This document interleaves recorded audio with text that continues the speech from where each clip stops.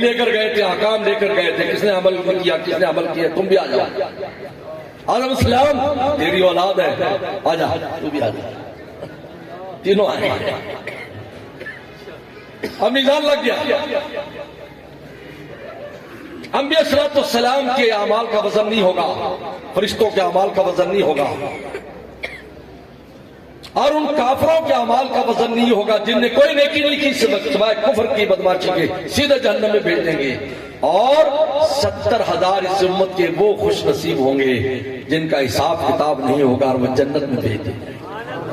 70,000 جن اوکاشت میسن کا نام ہمیں معلوم ہے، کیونکہ وہ کھڑا ہو گیا تھا، حضرت میرے لیے دعا فرما، تیرے لیے دعا ہو گئی، پھر کئی کھڑے ہوئے، فرمایا نہیں یہ سبقت لے چکا ہے۔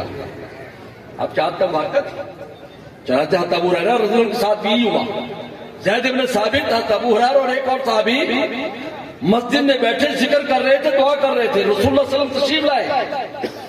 آپ نے دیکھا کہ بیٹھے ہوئے کچھ باتیں کر رہے ہیں، ان کا کیا بات ہوگی؟ ہم دعائیں کر رہے ہیں اور آمین کر رہے ہیں ایک دوسرے کی دعا پر۔ انہوں نے فرمایا چلو میں بھی تمہارے ساتھ بیٹھ کر تمہاری دعاؤں پر آمین کہتا ہوں۔ کیا شان رحمت تھی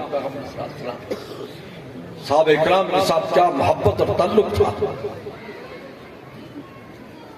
انہوں نے کہا پہلے کون دعا کرے گا؟ ابو ہریرہ نے کہا حضرت میں تو بعد میں کروں گا، پہلے یہ بڑے ہیں یہ کریں۔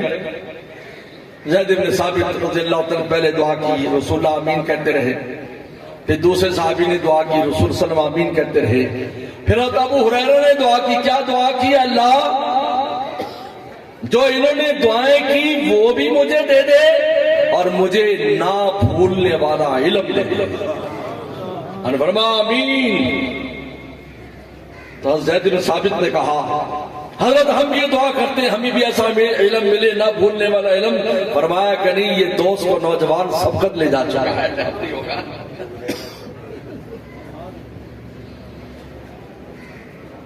اب وزن ہو رہا ہے۔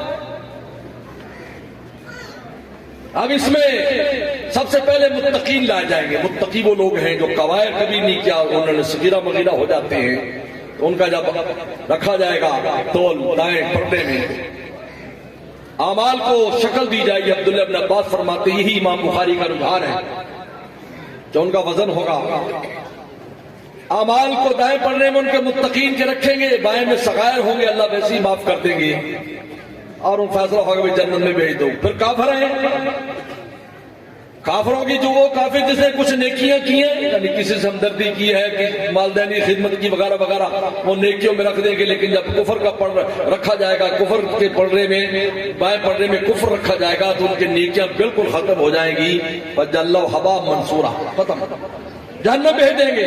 اب میں اور آپ رہ جائیں گے جن کے بعد دونوں قسم کے اعمال ہیں۔ اب اگر نیکیوں کا پڑھنا ذرا بھی جھک گیا تو جنت کا اعلان ہوگا، برائیوں کا پڑھنا جھک گیا تو جہنم کا اعلان ہوگا، اور اگر برابر ہو جائے گا تو آراف پر اس کو بھیج دیا جائے گا، آراف پر۔